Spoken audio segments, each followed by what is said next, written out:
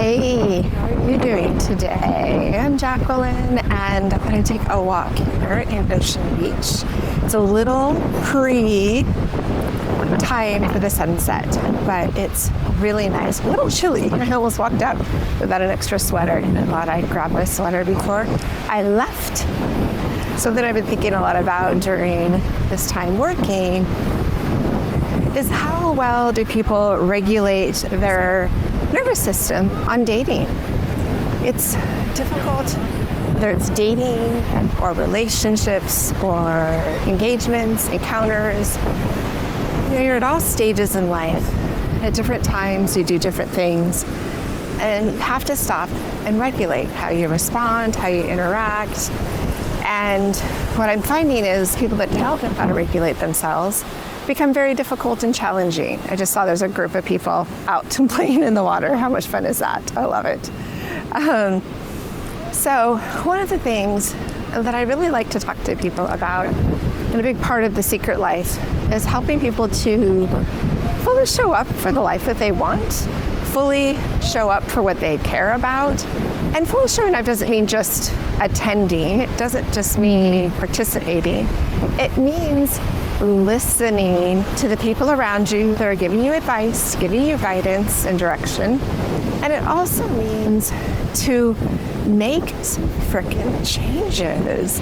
What I find is people spend so much energy constantly forcing their views, their thoughts, their perspectives, that they actually forget that they need to change and grow a little bit with this. And if you're not growing and you're not changing, you're not evolving, you're not contributing to your own development, you're also not really contributing too much to anybody else. So something that I always want to come back to when people are difficult to work with, or struggling with dating, or just tapped, whatever big decisions that are going on. I mean, the world has got a lot going on right now, of course, but what we can control is our own contribution, our own engagement. And if we don't choose to participate in a way that is positive and nurturing and growing and discovering and vulnerable, we're missing out. If we get caught up in everybody else's checklists, everything that makes everyone else happy, then we're missing out.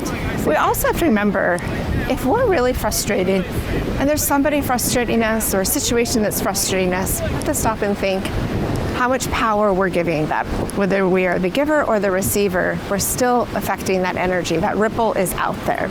And what I really want people to do is encourage and inspire them to stop and think about, what is it that you're doing that makes such an important difference? All right, I'm gonna catch this guy riding his bike with a whole bunch of dogs coming right behind him. How cute is that? And it's something where he's got 6 little Dacia Downs. There's one leader guy who's totally on the loose that she's trying to get hold of. Oh my gosh, that was too cute.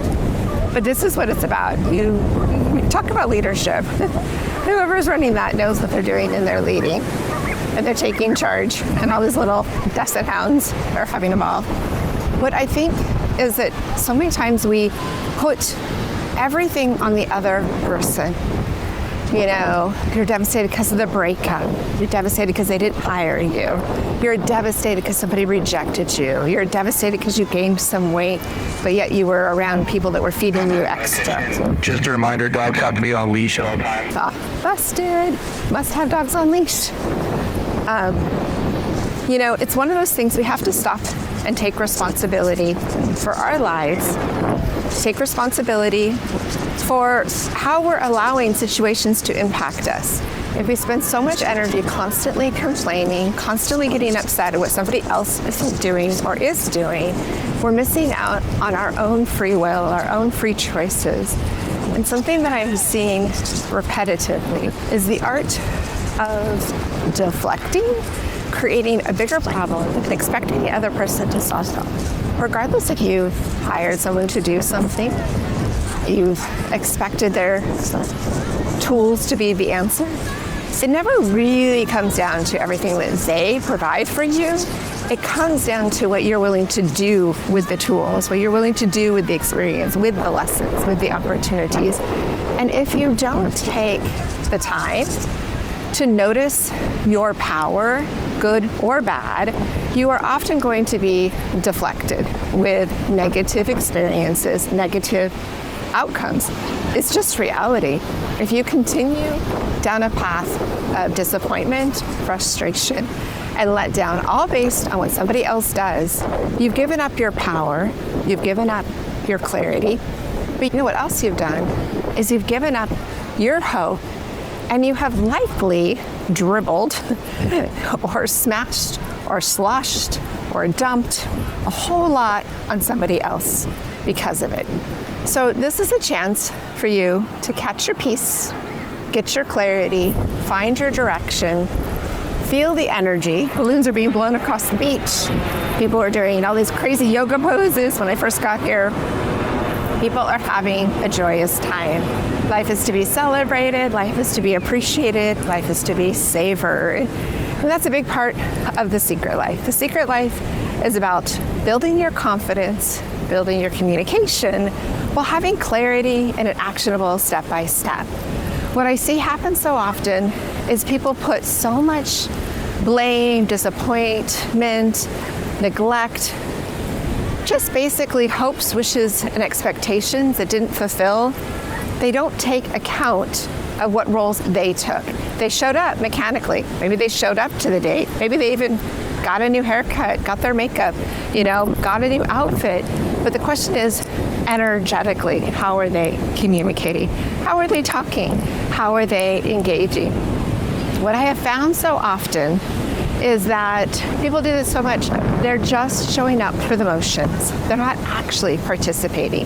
They are so focused on how the other person let them down, how the other person has not respected them, how the other person hasn't appreciated them, how the other person hasn't done what they promised they would do. And that's where the challenge comes in. When you get focused on that, you forget your own power. At any moment, you can shift. No matter what, if you are kind, compassionate, caring, communicative, you're actually going to find out that people are more willing to work with you, they're more willing to come up with positive ideas when they feel like it's a communicative, engaging, positive experience.